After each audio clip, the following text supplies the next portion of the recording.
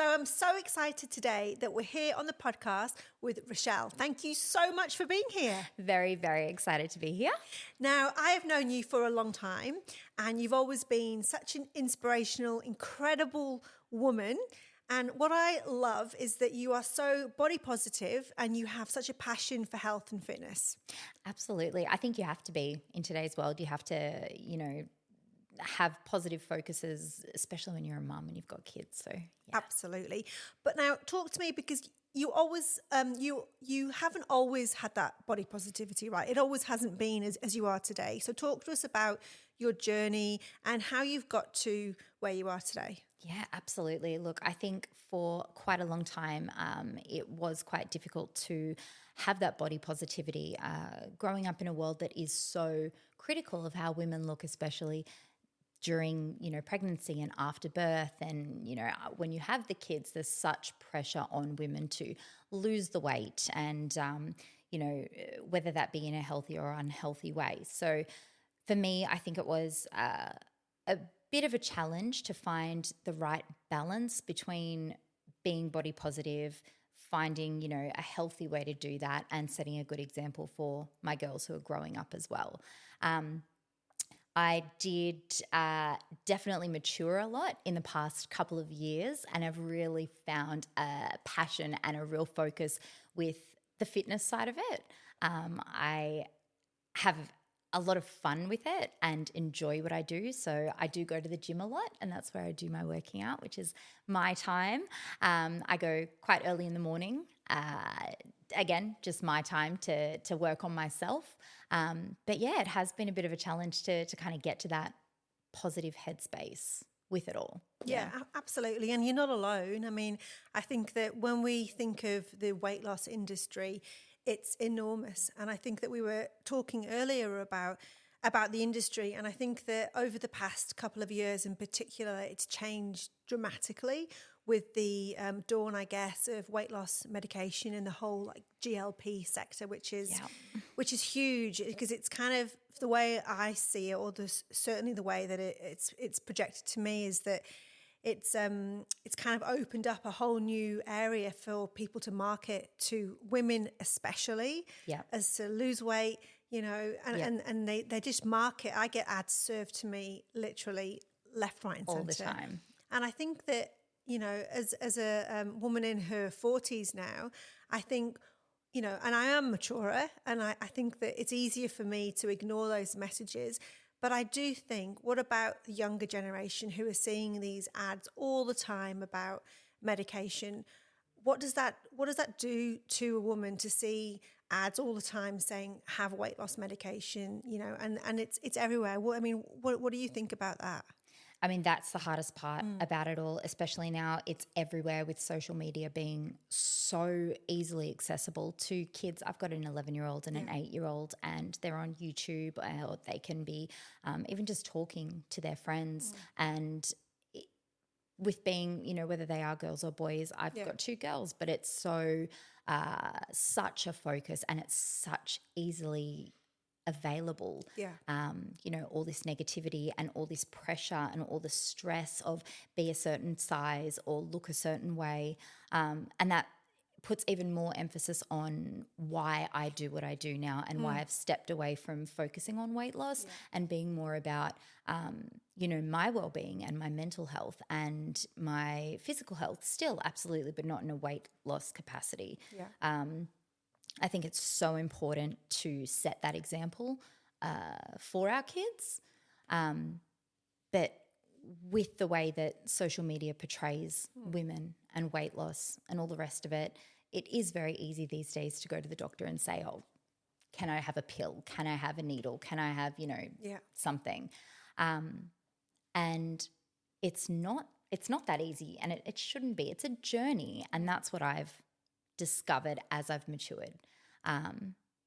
35 now, and definitely doesn't come easily to look a certain way, but I like putting in that work, and I like seeing the changes to my body, and I like knowing that I can be at work and some of the boys will say, hey, do you need a hand with that? And I'll say, no, I don't. I could do it by myself. So I love that. Yeah, absolutely. It's about having that kind of self-confidence and And I'm really proud of that. Yeah. And I think that's amazing. And I think you're right, because I think that so often we think about, or women think about weight loss as, fitting into a dress, or there's that, perception of drop a dress size, and it's always around that, but it's not, is it? It's about, I always think of it about being healthy, right? And about being strong. And you're so strong. I'm looking at you now and you look good. Thank you. And I think that, as you said, like, it's what you can do, what your body can do, because I think, one of the side effects that people have talked at length about with, all these medications is that you lose muscle mass. And a lot of women and men are on these medications that we also don't know the long-term effects of them, but we do know that people are losing muscle mass because they're losing that protein, or they're not eating enough. And I think that when we, talk about being healthy and going to the gym and doing and eating right and having fitness, you're going to be strong and you're going to be healthy. And that's such a good message to send to your kids, right? To all of our kids, because our bodies are made to move, right? Yeah, we're not supposed to sit on our bums all day and do nothing. No. And with so many jobs these days being sit-down jobs, I know for me a lot of my job is sitting down. Yeah. So to be able to get up early in the morning and go to the gym, and you mentioned it's about dress size and trying to fit. Oh, I need to lose a dress size or lose 3 dress sizes. Now for me that focus is, I'm going to go to the gym and I'm going to add an extra kilo to, what I'm going to lift here, or I'm going to run for a minute extra, or, let's see how many reps I can do of this exercise. And I think that's such a great and such a better focus to have 100%. Rather than trying to get the number on a scale, to be a certain number. Absolutely. Or try and fit into a dress size. It just... it's not a healthy focus. It's not. And it's not meaningful, is it? No. It's really not, because it doesn't mean anything. You can go get a different dress size from a different shop, and if you really want that different dress size. Exactly. Yeah. And I think that, Ray from our community was talking about one of her goals is mobility. Yep. So she wants to be able, she's not interested in the scales either. She's interested in being mobile, and not just for today, but for the, for the years in the future. And I think that as we do become smarter, as we get older, which hopefully we do. As we mature. Exactly. We realise that's what's important. And it's how do we share that and pass that knowledge on to our kids, girls and boys? Yeah. Because there are places who will take advantage of that all the time. Yeah, of that naivety or the the insecurity. Yes, that's what it is. insecurity. I mean, when they're posting, when these social media sites or media in general is shoving down our throats that this is what the perfect body is, male and female. I mean, you see Chris Hemsworth. What guy doesn't want to look like Chris Hemsworth?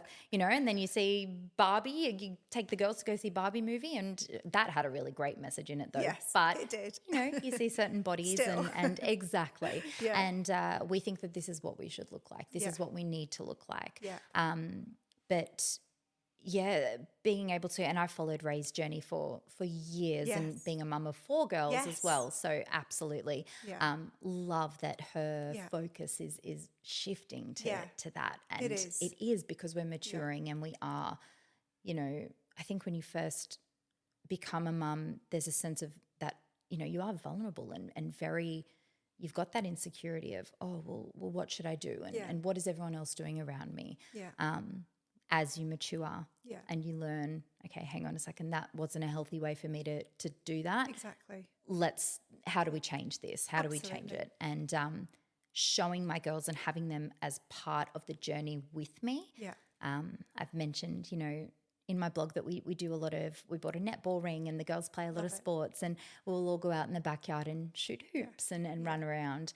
Summertime's coming, we'll all jump in the pool. So, not necessarily to exercise, but to stay fit. Yeah. And have fun. Yeah, exactly. And that's what it's about. It's about having fun. I watched an interview the other day with Hugh Jackman, and he was saying, It was the interview when he was saying he'd finished Wolverine, and they said, how are you going to feel? You don't have to work out to this extent anymore. And he said, you know what? He goes, the best thing is that I don't have to work out to the extremities that I've been doing for the past 10 years. because he said it's about being healthy and loving life. And he said it's not worth, having to work out as much as I have been to get this body. Just to get that body. Exactly. And he said, whereas if I did 70% of what I've been doing, I would still look great. But it's the commitment, which is exhausting. So, and I think it's that message that boys and girls need to know as well, because to look like him in that level, it's not that easy. It's not just getting up and going to the gym and doing a half hour, walk on the treadmill. There's a lot that goes into it. See, I like a half hour walk on the treadmill. Love a half hour walk on the treadmill. Even better, by the water. Yeah, love absolutely. that. But definitely takes a lot more than that to look like you in Wolverine. Yeah.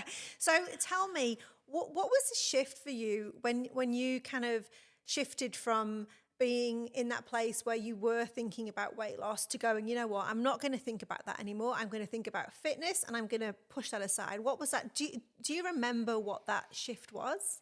I think a lot happened during COVID, where I think a lot of people kind of fell off their routine and that kind of thing. So for me, definitely when COVID hit and the lockdowns, especially in Sydney, it was so hard to stay motivated and keep going with that.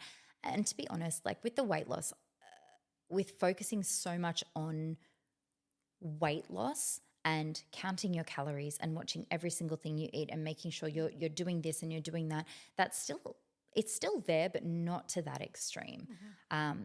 So there was definitely a shift there where I went from, okay, I need to lose all this weight to, okay, well now I can't go to the gym and I can't do all the things that I was doing before. So everything kind of got put on hold. Coming out of COVID, I found my partner, Ricky, who I'm now with, and he was very much into the gym and that kind of stuff. I still slowly was trying to find that balance of weight loss and just well-being. Over COVID, I did put on weight and I wasn't happy with not necessarily how I looked, but more how I felt. So I felt really lethargic. I had no energy. Finding my partner, who was very much into the gym, he kind of opened me more up to that side of it.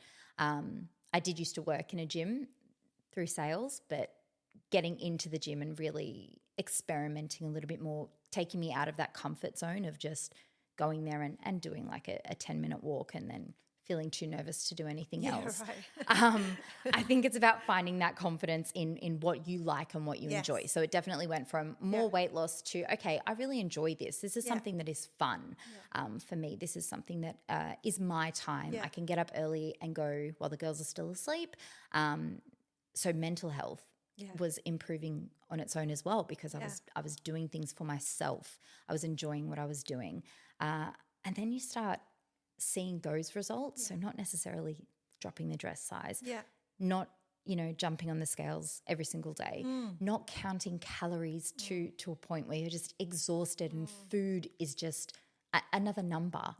It's about finding those good recipes and stuff that you enjoy and that you like to eat and flavors and moving your body. If the gym isn't for you, then, finding another way to move your body. But it was that mindset of strict, I can't eat that. I have to work out for this amount of time, to just, this is something that I enjoy. This is an overall change. Yeah. Oh, I love it. And I think that's the big thing, right? Because we're not saying for 1 second that people shouldn't lose weight, right? No. Because obviously being overweight is obviously, not healthy.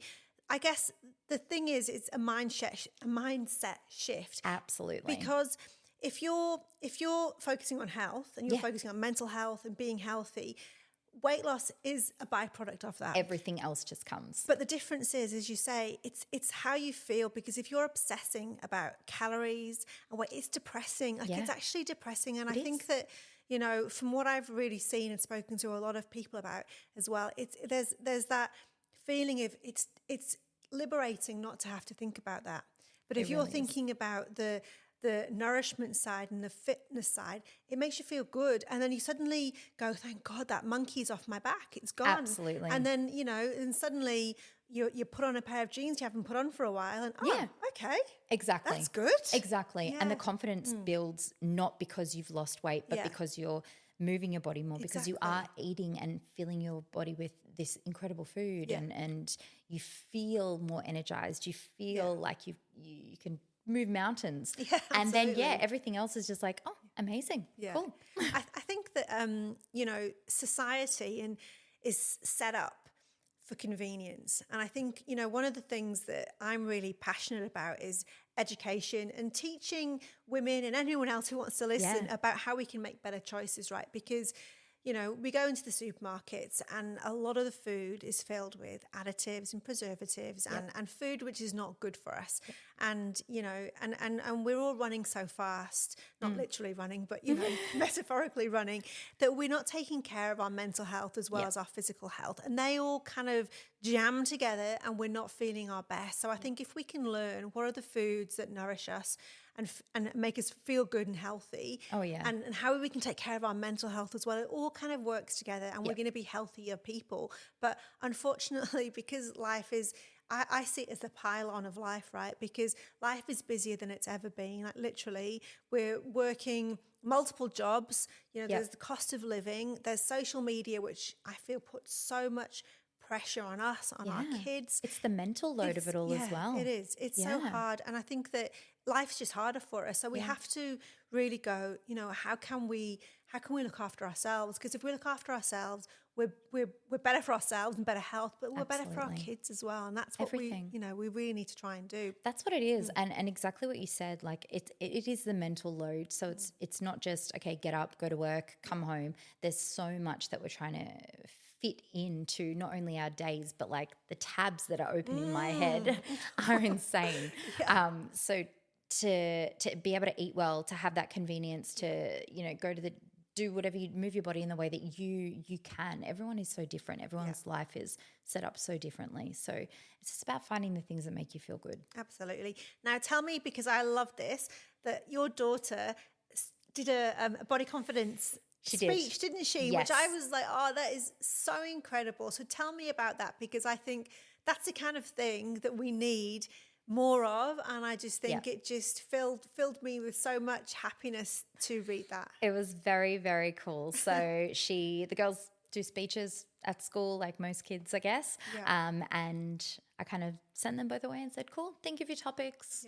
We'll go over that once you've got your topic. She came back to me with a speech on, this is what I want to talk about, Mum, having, body confidence and what social media is really doing, and influencers and things like that, and what they're doing to mental health of young people. And just her whole outlook on it was just, for an 11-year-old, like, I was blown away. And I think it was really cool because I have always tried my best to teach them this is what you want. You want to eat healthy, move your body, have fun with it, and be a good person. That's what's important. It's not about how you look or what the number on the scale says. And to have her come back and not only write the speech on it, we were going over it and finalizing all the little details, and she'd stand up so proud and really you could tell that there was passion behind what she was saying, which was really beautiful. And then she got, into the finals for it, which was amazing. She got chosen out of her class to say her speech. I love it. So good. You must be so proud. Very proud. So good. Yeah. Now, finally, if there's other women listening to this and going, you know what, I can resonate with this, but I'm caught up in this, never-ending start, stop. Yep. What advice would you give them to kind of, stop that stop and be back in control? That's one of the hardest parts, is that, I need to start on Monday, or, I need to do it 100%, otherwise it's not worth it. I think it's so important to just start. Just start with anything. Start with going for a walk. Start by taking out, something from your diet that that isn't feeding your body, isn't, doing you any good. Start by talking to a friend if it's mental health wise. Talk to a friend. Have someone that you can talk to about that. But just start. Whatever it is, just get out there and start. I find something, that you love, that you enjoy, that is fun for you. If cooking's not fun, don't cook. You know, if going to the gym isn't fun, play a sport instead. Go for a walk by the beach. Play in the backyard with your kids. Find something that you enjoy, because otherwise you're not going to stick to it. I love it. Yeah. Brilliant advice. Yep. Thank you so much for coming here, sharing with us. Thank you for having me. It's been so lovely to chat, and you look fantastic. So thank you. Thank you. Whatever you're doing is working a treat. Thank you very much. Thank you. Fab. Yay. You could obviously see me then. I could see you. We still had fun. I know. He's like, Oh, really? like, I can see you. Join me in the background. What do you want me to say? Okay, John. Okay, I get you. Give a little wink to the